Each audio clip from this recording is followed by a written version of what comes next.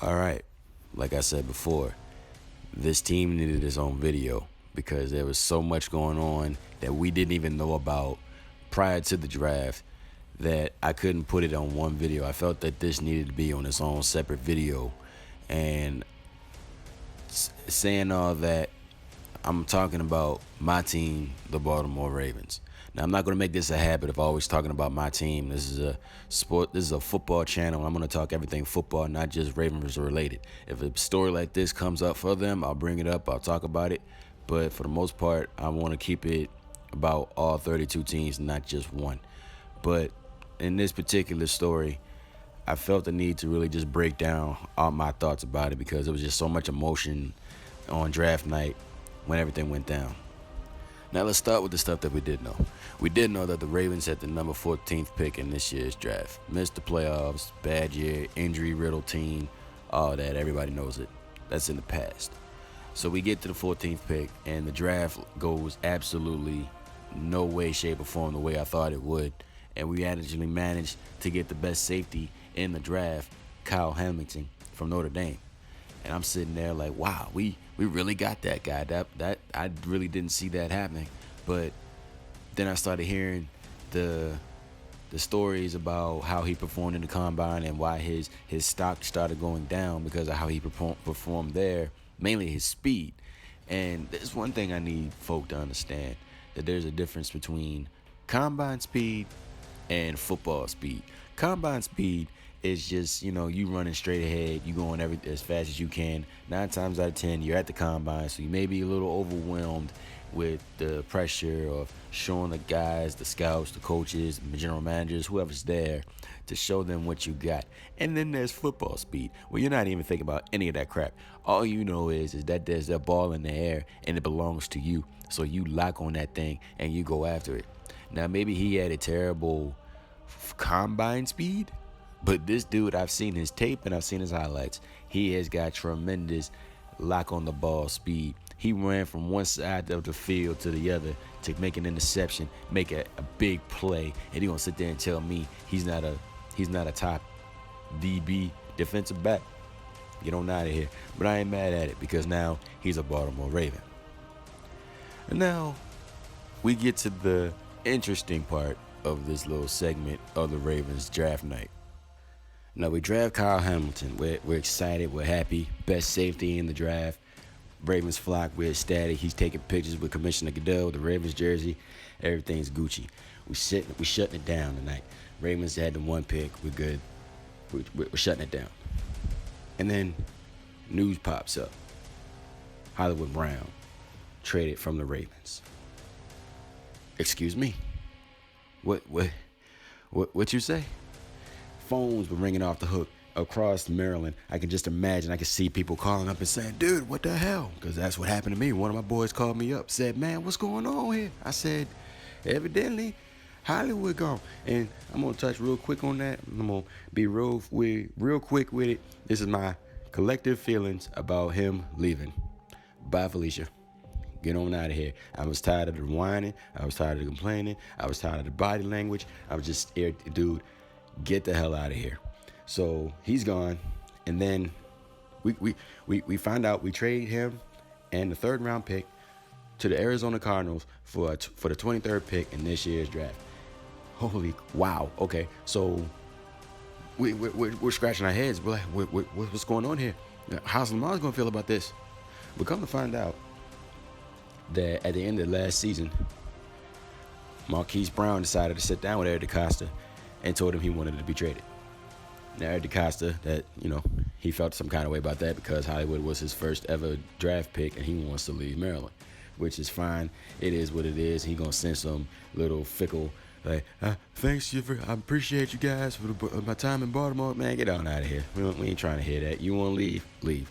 So now he's with the Cardinals. We find out that he wanted to leave, and then we find out later on that Eric DeCosta and Coach Harbaugh tell Lamar that that's what's going on. And Lamar's like, all right, bet. Clearly ain't modeling that much because this was going on, like I said, as the offseason was coming up. and Lamar was very worried about getting back to himself and better. So, and not even to mention that in the interview that Hollywood having with his new team decided to tell him to say, "Hey, I told Lamar in my second year, yeah, I can't stay here. I'm out." So this Lamar's been expecting this for a minute. So that concern, out the window. So now Hollywood's gone. We get rid of a third. We now have the 23rd pick in the 2022 NFL draft.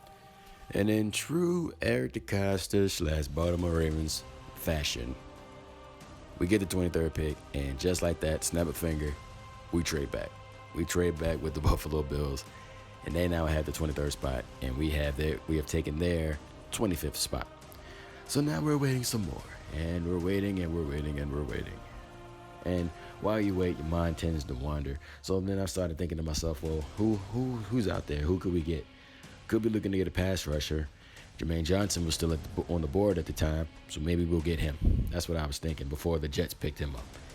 So maybe we go with him. And there was a guy in the back of my mind that I wasn't even thinking about, that I saw earlier on while I was doing my research for, prospects for each team. I saw him. I liked him. He was a first rounder to me, but there was a whole lot of people and experts saying that he was going to be a second round player because of complaints about him, size, and combine performance, things of that nature. But, I didn't really weigh in too much. So we get to the 25th pick. Wait is over.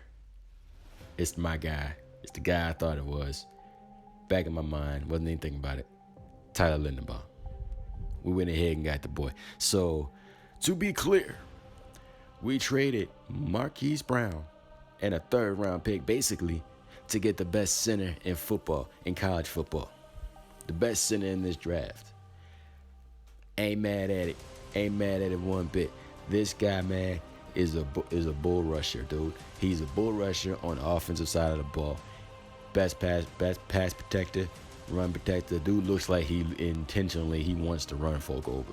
He was made to be a center, and he was the best high-graded center ever since he basically took over this position. So this is a great pickup for us. Not to mention, we get him and then Kyle Hamilton. So now we got two of these guys coming to Baltimore.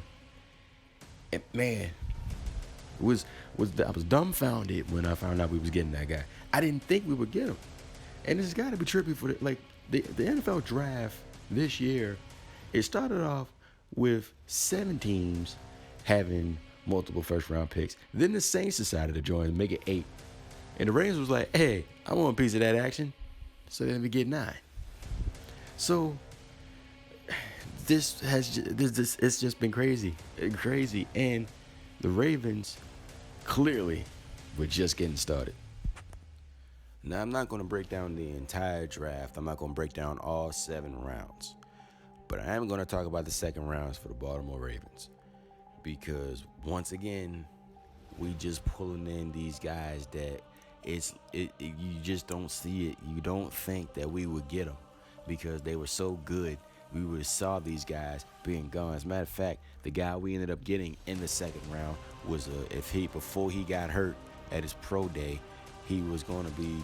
They were saying he was going to be in the top 15. He was going to be gone. He was going to be nowhere near the Ravens for us to get him.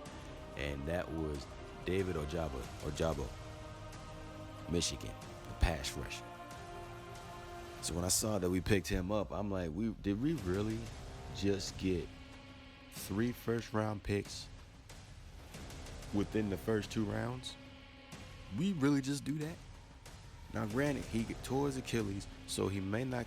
It may take him some time. He may not play this season. Maybe he will. The medicine and doctors is always up in the air. They'll say one guy's out for the whole season, and he ends up being out 8 months. I don't know how fast his process is, but I do know that I don't want him rushed back onto the field. But this guy is sick. This guy goes after the quarterback. I love dudes that just want to go after the quarterback. Our defensive scheme, our defensive coordinator is his old defensive coordinator at Michigan, McDonald. So I'm excited about that. I'm really excited about that. This is ridiculous. You can't make this kind of stuff up. But this within 2 days. Eric DeCosta is just showing his ass right now. He's showing the entire world he means business this year. He's like, I don't want to hear anybody in the flock complaining about this man ever again. This draft alone, the dude's on another level. To get the guys that he picked up and to make the moves. He wasn't crazy about trading away Hollywood Brown, especially because that was his first draft pick ever as the GM of the Ravens. So it did bother him a little bit that his first draft pick ever came to him and said, I don't want to be here anymore. I would think he would feel a certain kind of way about that, but still, they handled the business. They gave him what they wanted. Did the same thing with Orlando Brown. I still see Ravens fans to this day talking about, well, why didn't we keep Orlando Brown? We ain't gonna make nobody stay here that don't want to stay here. That's not the kind of guy. That's not good business in any way, shape, or form. If it was on my team or anybody else's team in the NFL, you do not make anybody stay that don't want to stay. You want to go, you go ahead and go. You think you're the best, you go out there and prove it. All right, let's see what you can do.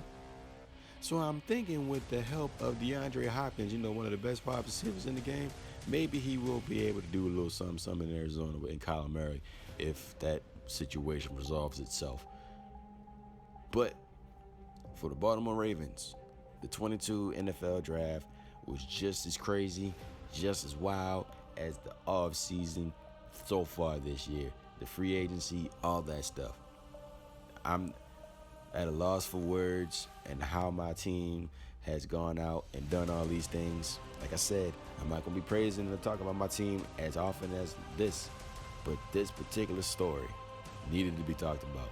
There were things that needed to be cleared up because social media has a way of turning stuff and making stuff bigger than what it is, and then people just automatically assume that that's true because I read it on the internet. We'll read this. Listen to what I'm saying right now. The Ravens aren't on a revenge tour. We're not. We're just pissed off right now. I know Lamar Jackson's pissed off. So we're going to go ahead and do what we need to do to get to where we need to get. And I would like to think that all the teams in the NFL are doing that same thing. That's why I love football. Because I want to see the best of the best of the best, and I want my team to go against the best of the best. And if you're the fans that I think that you are of the game, you would want the same thing. Now, I'm going to get off my soapbox of the Ravens. I'm going to get off it now. I'm not going to do this often, like I said. But trust and believe, I'm looking forward to this season, and I'm looking forward to see what the Ravens do the rest of the draft. And I'm damn sure looking forward to the season of 2022. Respect is never given.